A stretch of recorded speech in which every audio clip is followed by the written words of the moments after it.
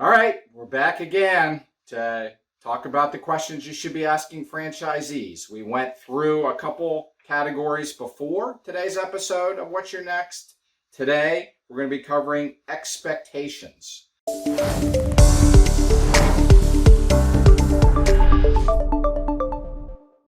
Expectations. And there's a couple questions in this that we think are very critical.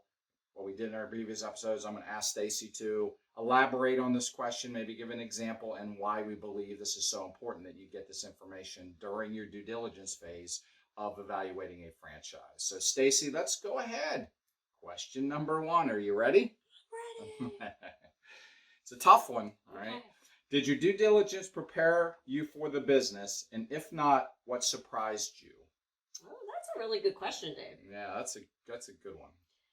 So in our coffee smoothie business, what was it? Did we do our due diligence? Did your due diligence prepare you for the business? So did you go in with the right expectations, right? That's exactly the question. Well, yes and no. Mm-hmm. And we did a whole episode. We actually did 2 episodes on this. If we had to do it over again, would we? So go watch that if you want the in-depth. I would say the biggest negative, personally, I'm talking to you as a franchisee, right, who owns a business, is I was too emotionally attached in making the decision, right? I wasn't really looking at hard data. I was too caught up in the fun of it, right? Being able to work behind a tiki bar and selling umbrella drinks, like that was just fascinating. So if I had to do it over again, I probably would have done much more due diligence. And as Dave kind of alluded to in a previous episode, it was actually kind of hard to get the data. And in doing your due diligence, know that there, in some franchise situations, there is an item 19. So sometimes as you're talking to prospective franchisees, you might be able to dig into the data because the franchisor will not be able to give you any earnings claims at all. But sometimes the franchisee will share their numbers with you. In our case, they couldn't because we were kind of a cash-based business and therefore they didn't have an item 19. Absolutely. And it's critical here that you get enough information out of the due diligence phase that you know what to expect. And the reality of it is that when we did our due diligence, I don't feel that we went in with the right expectations. It's as simple as that. I think due diligence also encompasses doing a business plan and doing a budget, right? You need to know your numbers. When are you going to break even? You're putting money to invest in a franchise, which includes your franchise fee, your training, your ramp up, your grand opening, whatever that's going to be. And it's not a small investment. So don't you want to know when is your break even? When does the cash flow start positive? Because even though you're opening up a franchise on day 1, doesn't mean you're going to be profitable on day 1. So how are you going to have the cash flow, and that's why franchisors work with you to make sure you have enough money in the bank that you can pay your rent, your mortgage, and continue eating. But you need to know that from your own business perspective because the franchise won't be able to answer it specifically for you. So hone in on the numbers and work with someone like us to help you really make sure that your business plan, your marketing plan, and the numbers are going to make sense for you. Right. That's absolutely right. So question number 2, How much time do you spend on your business per week? How has this changed over time? That's a great question. In our Hawaiian themed coffee smoothie business, in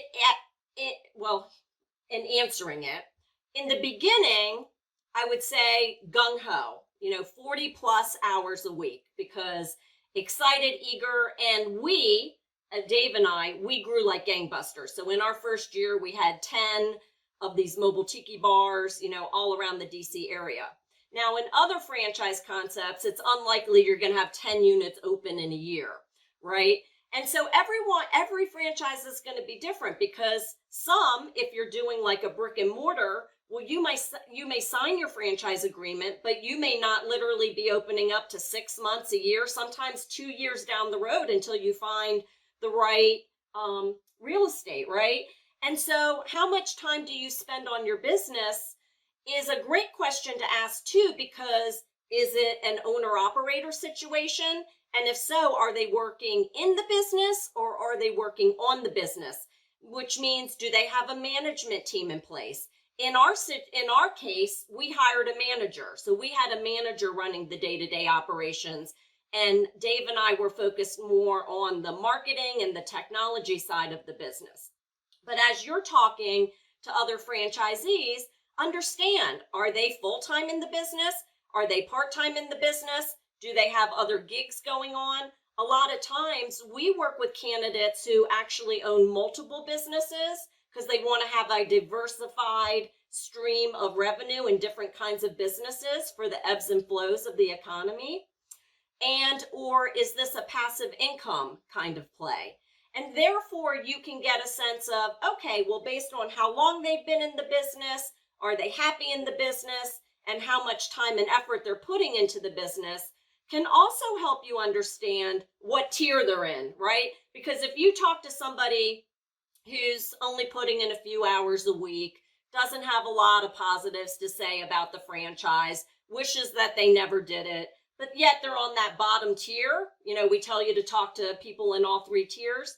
Well, then maybe that's the franchisee's fault, right? That they're not a stellar performer. But balance that out with somebody who is a stellar performer. Dave and we've been number one in our franchise for the past 16 years. Well, what makes us successful at it is we take a full-time vantage point at it. Now, we're not working full-time in it, but we don't just push it aside and say, oh, well, whatever happens to it, happens to it. No, we have a manager who we hold accountable, and we each do what we do best. And therefore, not only because it's a great match, but because we have those systems in place internally, it makes us a top performer. Right. And I think a big question to ask is this a multi-unit owner? That's because chances are, if they're multi-unit, they're going to be full-time invested. It's not passive. They're in the business. They're working on all these things that Stacey and I worked on when we grew ours to 10 units in the first year, because there's no way you're going to do that passively. So let's be realistic. All right. So we're good. We're done for today. If you want the questions to ask franchisees, we will provide it to you in the link below. We'll catch you on the next one.